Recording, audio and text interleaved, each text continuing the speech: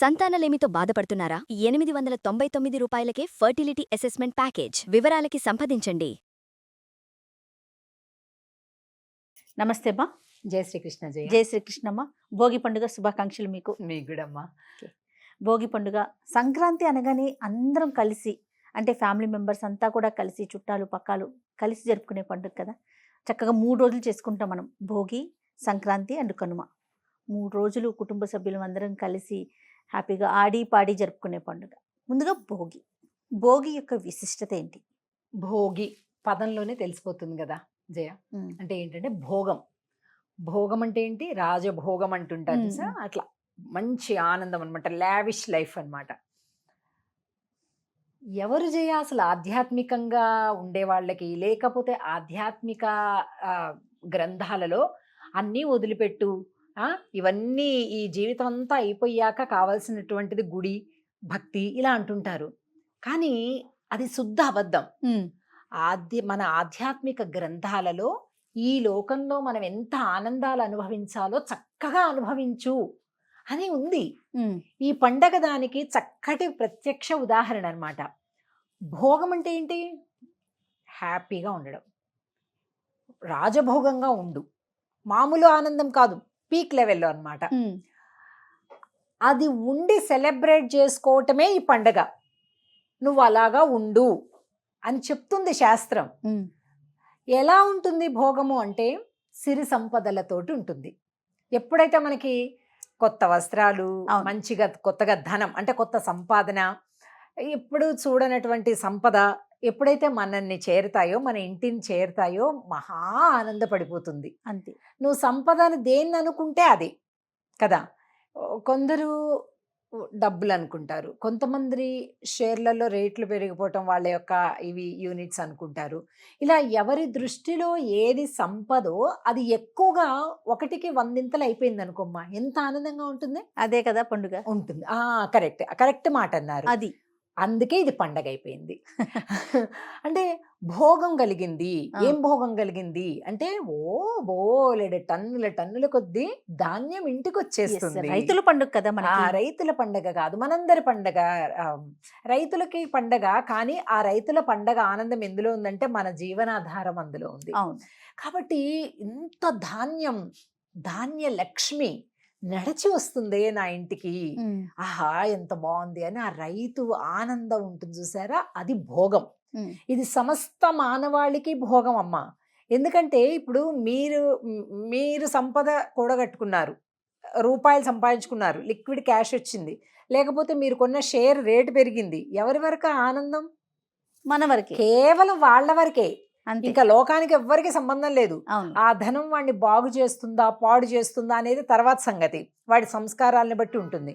కానీ ఈ ధాన్యం అనేటటువంటిది ఎలాంటి సంపద అంటే అందరి కడుపు నింపుతుంది, అంత భోగాన్ని కలగజేస్తుంది అన్నమాట. అంటే అంత సంపద ఇట్లాగా వచ్చి తరలి వస్తే మన ఇంటికి ఆ కలిగేటటువంటి ఆ భోగమే ఒక పండగ అయిపోయింది. మన ఆనందమే పండగ కదా. పండగ అంటే ఏంటంటే చాలా ఆనందంగా ఉండేదే పండగ.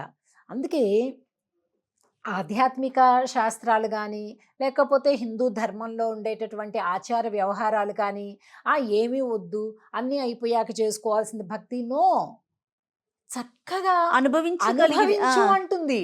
కాకపోతే ఆ అనుభవం ఎలా ఉండాలి? 10 మందితో పంచుకుంటూ ఉండాలి. అది జయ భోగం, అదే భోగి, అదే భోగం. అందుకే నేను మామూలుగా రొటీన్గా ఉండేటటువంటి విషయాలు ఏం చెప్పడం లేదు. ఎందుకంటే అది మామూలుగా మనందరికీ తెలిసిందే. ఏంటి? రేగుపళ్ళు పోసుకోవటం. రేగుపళ్ళు పోస్తే ఏంటి? బదరిక అంటారు. రేగుపళ్ళు పోస్తే ఏంటి? ఈ కేతు దోషాలు, రాహు దోషాలు ఏముంటే అవన్నీ కూడా తొలగిపోతాయి అని చెప్తారు. కాబట్టి మనం పిల్లలకి చక్కగా ఒక సంబరంగా పుష్పాలు, అలాగే చిల్లర, రేగుపళ్ళు, బియ్యము అన్నీ కలిపేసి అక్షతల్లాగా మనం వేస్తాం. దానికి అందే దోషాలన్నీ తొలగిపోతాయి. పెద్దలందరి, పేరెంట్ వాళ్ళందరి యొక్క ఆశీస్సులు లభిస్తాయి. అలాగే మనం భోగి పండుగ అంటే బాగా గుర్తుపెట్టుకోవాల్సిన విషయం ఏంటంటే, దక్షిణాయనం అయిపోయినటువంటి ఆ లాస్ట్ ఘడియలు ఏదైతే ఉందో, ఆ లాస్ట్ రోజైతే ఏదైతే ఉందో అదే భోగి పండుగ. ఇంక దీనికి వేరే మనం ఏం మెజర్మెంట్స్ చూసుకోక్కర్లేదు. దక్షిణాయనం అయిపోయిన లాస్ట్ మినిట్స్ అంతా కూడా ఈ భోగి భోగి పండుగ. ముహూర్తంగా మనం అనుకోవచ్చు అనమాట. అందుకే భోగి ఒక్కోసారి ఎలా ఇన్ జనరల్ గా 13వ తారీఖు ఉంటుంది జనవరి. ఇది ఉమ్. మాత్రం కదలదు, ఏవి కదిలినా కూడా అవునవును. 13 ఒక్కొక్కసారి వెరీ రేర్ గా 14వ తారీఖు వస్తుంది, అది వేరే విషయం. కానీ అసలు ఇప్పుడు భోగాన్ని ఆనందాన్ని ఎందుకు చలి కాచుకుంటాము? ఎందుకు ఆ రోజు భోగి మంటలు మంటలు చాలా వేసుకుంటాం. ప్రసిద్ధం. ఆవు పిడకలతోటి అలాగే కర్ర ముక్కలతోటి కూడా తీసుకొచ్చి భోగి పాత సామాన్లన్నీ కూడా తీసుకొచ్చి అట్లా అందులో వేసేసి వేసేసి అన్ని ఇల్లంతా కూడా శుభ్రంగా సర్దేసి చెత్త కోసం బాగా వెతికి వెతికి తీస్తారు పిల్లలు అవును. ఈ సమయంలో. మనకి గ్రామాలలో బాగా అలవాటు కూడా, ఏముంటే అవన్నీ కూడా వెతికి వెతికి, ఎందుకంటే పిల్లలకి బాగా ఇష్టమే ఉంటుంది, తీసుకెళ్ళి నిప్పుల్లో వేసేయాలని ఉంటుంది అంతే. అనమాట ఆ. అంతా. మరి నిప్పుల్లో వేయాలంటే బాగా వస్తువులు కూడబెట్టాలి. అందుకే మామూలప్పుడు బాగా పీనాసిగా ఆ పీచుగా ఇంకా ఇది దాచుకుందాం, ఇంకా అది దాచుకుందాము, ఎందుకు పారేయటం అని అనిపిస్తుంటుంది. కానీ ఈ సమయంలో మాత్రం పిల్లలు చాలా ఉత్సాహంగా ఇంట్లో ఆ మూల ఈ మూల అన్నీ తిరిగేసేసి ఈ పెద్దగా ఉపయోగం లేదు అనుకునే అన్ని తీసేసి జమ చేసి వాళ్ళు చక్కగా ఈ భోగి మంటలు వేస్తారు. అవును. మనకి పెద్దలు కూడా ఏం చెప్తారంటే ఈ ఈ భోగి మంటలు అనేటటువంటిది అనవసరమైన వాటిని తీసి తగలబెట్టు. ఏంటవి అనవసరమైనవి? మన మనసులో ఉన్న చెడు చెడు ఆలోచనల్ని. ఆలోచనలు. కొందరు మన మంచి ఆలోచనలో ఉన్నా కూడా కొన్ని చెడు జ్ఞాపకాలు ఉంటాయి. ఆ, కొందరు మనకి జీవితంలో చెడు చేసి ఉంటారు. ఆ, ఆ చెడు తాలూకు జ్ఞాపకాలు ఉంటాయి. అవును. తీసి ఆ మంటలో పడే. భోగి మంటలు ఈసారి జ్ఞాపకం పెట్టుకోండి. ఎందుకంటే ఈరోజు యావత్ ప్రపంచం కూడా ప్రధానంగా ఎదుర్కొనేటటువంటి సమస్య డిప్రెషన్. అవును. సో ఆ డిప్రెషన్ అనేది ప్రతి ఒక్కరికి కూడా దానికి ఒక కారణం ఉంటుంది. డిప్రెషన్ ఊరికే రాదు. మేము కెరియర్లో అందుకోవాల్సింది అందుకోలేదనో, నేను ఈ ఎగ్జామ్ పాస్ అవ్వలేదనో, లేకపోతే నేను కావాలనుకున్నటువంటి భర్త దొరకలేదనో, లేకపోతే భార్య దొరకలేదనో, లేకపోతే అత్తగారనో, ఆడబిడ్డనో, లేకపోతే కంపెనీ మేనేజర్ అనో, సంథింగ్ ఏదో ఒక కారణం అంటూ ఉంటుంది. అవును. ఆ కారణాన్ని వాళ్ళు అలాగే పట్టుకొని వేలాడుతూ ఉండబట్టి డిప్రెషన్ అనేటటువంటి ఒక వ్యాధిలోకి నెట్టబడతారు వాళ్ళు. సో ఈవేళ ఆ కారణాన్ని మీరు ఏదైతే ఉందో తీసి ఆ భోగి మంటల దగ్గర సమర్పించండి.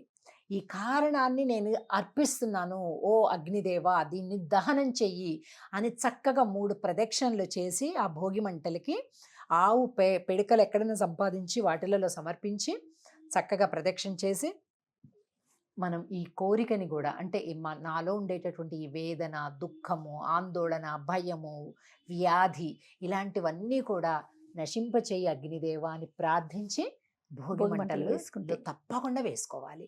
సో ఇంట్లో పనికిరాని శాల్తీలు ఉంటే అవి కూడా, లేదు బజార్లో ఏమైనా ఉంటే అవి కూడా, వాటితో పాటుగా తప్పనిసరిగా ఆవు పేడ పిడకలు కర్రలు చాలా ముఖ్యంగా చెప్తారనమాట.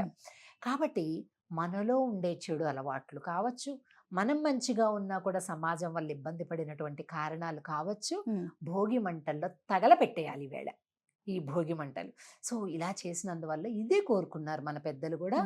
చెడు ఏదైతే ఉందో ఈ లోకానికి సంబంధించినటువంటి ఆనందాలు నాకు రావాలి, అంతకంటే ముందు చెడులు పోవాలి కదా. ఆ చెడును పోగొట్టుకొని కొత్త జీవితాన్ని ప్రారంభించాలి. ఇది భోగి పండగ. భోగంగా బతుకురా అని చెప్తుంది. అన్ని వదిలేసి ఏమీ లేకుండా, బొట్టు బోణం లేకుండా, నగలు నాణ్యం లేకుండా, కొత్త బట్టలు లేకుండా, ఏడుపు ముఖం పెట్టుకొని నేనేదో త్యాగాలు చేసేసాను, అది కాదురా జీవితం. నీకు ఈ జీవితం ఇచ్చింది భగవంతుడు అన్ని అనుభవించమని. చక్కగా అనుభవించు, లక్ష్మిని ఆహ్వానించు. కూడనివి, నీకు చెడు, సమాజానికి చెడు చేసేటటువంటివి ఏవైతే ఉన్నాయో అలాంటి వాటిని మాత్రం తగలబెట్టేసే. అద్భుతం. అందుకే భోగి పండగ పొద్దున పూట ఈ భోగి మంటలు వేసుకుంటాం. ఇక ఆ తర్వాత రొటీన్గా ఈ తైలంలో అమ్మవారు ఉంటుంది కాబట్టి చక్కగా అభ్యంగన స్నానం చేస్తాం, అంటే నలుగు స్నానం చేయడం. తెల్లవారుజామున ఈ 3 రోజులు అందరూ కూడా తప్పనిసరిగా తెల్లవారుజామున స్నానం పూర్తి చేయాలి. ఇది స్నాన వ్రతం అని కూడా అంటారు దీన్ని. పెద్ద పండగ అనే పేరుతో పాటుగా స్నాన వ్రతం అని కూడా అంటారు. స్నానం చేసే భోగి మంటల దగ్గర కూర్చోవాలమ్మా? భోగి మంటల వరకు అవసరం లేదు, కానీ తర్వాత చేయాలి. కానీ ఏదైనా సూర్యోదయానికంటే ముందు స్నానం పూర్తవ్వాలి, అది మంచిది. భోగి మంటలకి ఆ కండిషన్ లేదు, కానీ సూర్యోదయం కంటే ముందు స్నానం పూర్తి చేసేయాలి. 3 రోజులు కూడా తల స్నానం చేయాలి. ఇంకా వీలైతే 3 రోజులు కూడా కొత్త బట్టలు కట్టుకోవాలి. చక్కగా గంగిరెద్దుల వాళ్ళతో పాటు కాసేపు ఊరికే వాళ్ళని చీరాకు పడుకొని అడుక్కోవటానికి వచ్చావు అని కాకుండా, వాళ్ళు అసలు ఏం చేస్తున్నారు, ఆ గంగిరెద్దు ఎలా ఉంది, దాని మీద ఆ వస్త్రాలు ఎలా కప్పారు, ఆ గజ్జెలు ఎలా ఉన్నాయి, అది ఎలా నడుస్తుంది, దాన్ని గమనించాలి. అప్పుడు ఆ ఆనందం అనేది మనకి దొరుకుతుంది. కనుక అది నిజమైనటువంటి భోగం. మన ఈ ఈ జీవులందరికీ కూడా, అంటే ఈ మనుషులందరికీ కూడా చక్కటి భోగం కావాలి. ధాన్యం పండిన అందువల్ల చక్కగా పక్షులకి, పశువులకి అందరికీ కూడా భోగాన్ని కలిగించేటటువంటి పండగ భోగి పండుగ. చాలా సంతోషం అమ్మ. భోగి పండుగ మీరన్నట్లుగా సుఖ సంతోషాలతో జరుపుకొని సంక్రాంతిలోకి వెళ్ళిపోదాం. తప్పకుండా. నమస్తే అమ్మ. శ్రీకృష్ణ. జై శ్రీకృష్ణ.